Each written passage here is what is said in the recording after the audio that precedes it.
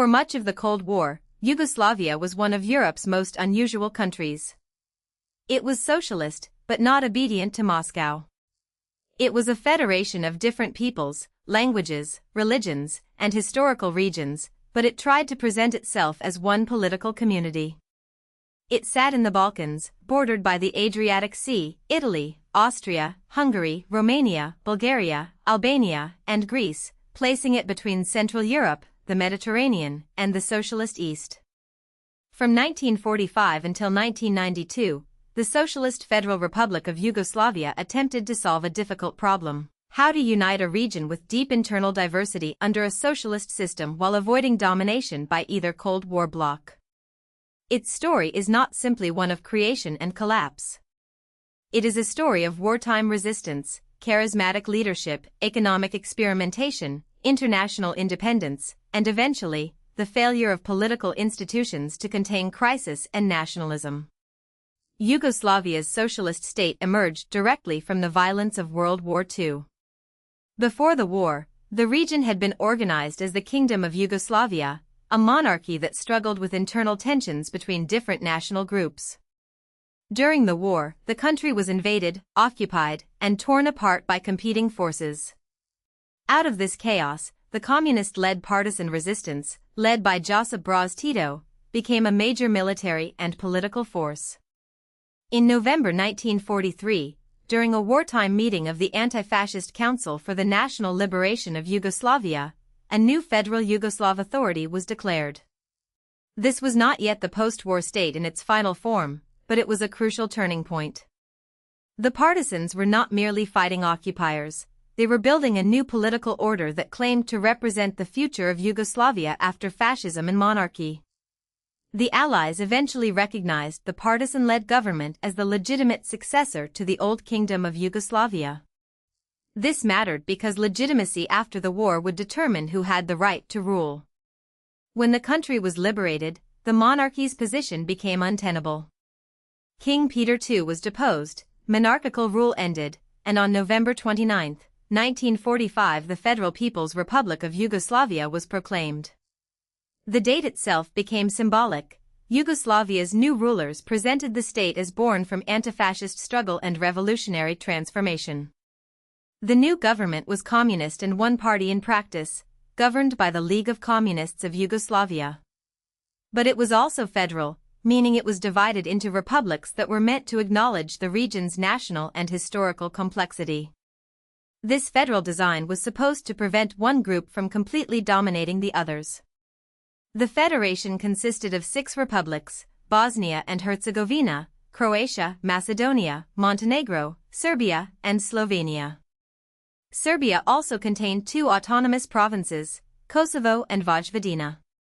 The capital, Belgrade, was located in Serbia and served as the political center of the entire federation. This structure was central to Yugoslavia's identity. It was not simply a Serbian, Croatian, Slovenian, or Bosnian state. Officially, it was a shared socialist federation of South Slavic peoples and other communities. The goal was to balance unity with recognition of diversity. In theory, each republic had its place in the federal system. In practice, the balance was always delicate. Historical memories, uneven economic development, religious differences, and competing national narratives did not disappear because a constitution declared unity. They were managed, suppressed, negotiated, and sometimes transformed into a broader Yugoslav identity. At first, Yugoslavia appeared to follow the path of other communist states in Eastern Europe. Tito's government sided with the Eastern Bloc at the beginning of the Cold War. The political system was dominated by the Communist Party, opposition was not freely allowed, and the state pursued socialist transformation. But Yugoslavia's relationship with the Soviet Union soon broke dramatically. In 1948, Tito and Stalin split. The causes were complex, involving questions of independence, control, ideology, and regional power. But the result was clear: Yugoslavia refused to become a Soviet satellite. This was a dangerous move. Stalin's Soviet Union was immensely powerful, and defying Moscow left Yugoslavia isolated from much of the communist world. Yet Tito survived politically, and the break became one of the defining features of Yugoslavia's identity. After the Tito-Stalin split, Yugoslavia pursued a path that made it unique in the Cold War. It remained socialist, but it did not join the Warsaw Pact. It accepted Western aid at times, but it did not become a Western capitalist democracy. Instead, it developed a policy of neutrality and became one of the founding members of the non-aligned movement. This movement brought together states that did not want to be formally tied to either the United States or the Soviet Union. For Yugoslavia, non-alignment was both an international strategy and a source of prestige. It allowed the country to act larger on the world stage than its size alone might suggest. Tito could meet leaders from Asia, Africa, the Middle East, and Europe while presenting Yugoslavia as proof that socialism did not have to mean Soviet control. Yugoslavia also experimented economically. Like other socialist states, it initially relied on central planning and state control. But over time, especially after the break with Stalin, it moved toward what became known as market-based socialism. One of its distinctive ideas was workers' self-management, where enterprises were supposed to give workers a role in decision-making rather than being run only through rigid state bureaucracy. This did not make Yugoslavia capitalist, but it did make the economy more open and flexible than many Eastern Bloc systems. Yugoslav citizens often had more freedom to travel than people in Soviet-aligned countries, and many worked abroad as guest workers, sending money home. For a period, this helped create an image of Yugoslavia as a more livable, more open form of socialism. In 1963, the country was renamed the Socialist Federal Republic of Yugoslavia, the name by which it is most often remembered. This was more than a cosmetic change. It reflected the state's mature self-image, socialist, federal, and distinct from both Soviet centralism and Western capitalism.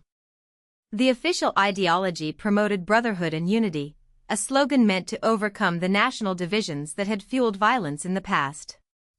Schools, media, the army, and party institutions all reinforced the idea that Yugoslavia's peoples shared a common future. The Yugoslav People's Army was especially important as a federal institution, meant to defend the whole country rather than one republic. But while the language of unity was powerful, it depended heavily on political control, economic stability, and Tito's personal authority. Tito was the central figure holding the system together. As wartime commander, communist leader, and international statesman, he had a legitimacy that no later Yugoslav politician could fully inherit. He was not just a head of state, he was the symbol of the Federation's founding myth.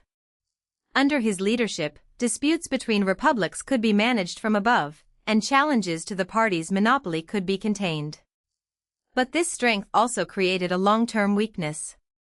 The system became dependent on Tito's authority while postponing deeper questions about succession, democracy, republic-level power, and national identity. When Tito died on May 4, 1980, Yugoslavia did not collapse immediately.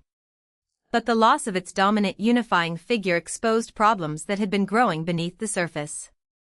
The 1980s brought severe economic trouble. Yugoslavia faced rising debt, unemployment, inflation, and declining living standards. Economic crisis mattered because the Federation was already unevenly developed. Slovenia and Croatia were wealthier and more industrialized, while other regions faced deeper poverty and higher unemployment. As money became scarce, arguments over who paid for the Federation and who benefited from it became more intense. Economic frustration also weakened faith in the communist system. The promise of socialist prosperity became harder to maintain. In this atmosphere, political dissent and ethnic nationalism gained strength. National leaders increasingly framed economic and constitutional problems in terms of their own republic's interests. What had once been managed inside a one-party framework became harder to control as communism across Eastern Europe began to crumble. By the late 1980s and early 1990s, Yugoslavia faced a constitutional and political dead end. Some leaders wanted a looser confederation, where republics would have far greater independence while still maintaining some shared institutions. Others wanted to preserve a stronger federation. These disagreements were not abstract legal debates, they were tied to power, territory, identity, and fear. The fall of communism in Eastern Europe removed the ideological glue that had helped hold the system together. Multi-party politics returned, but often in a nationalist form. In 1991, Slovenia and Croatia, the two wealthiest republics, moved toward secession and gained some international recognition. Their departure accelerated the breakdown of the federal state.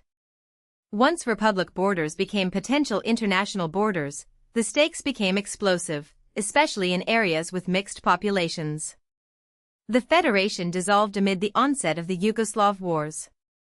The breakup followed the borders of the federal republics, but the human and political reality was far messier.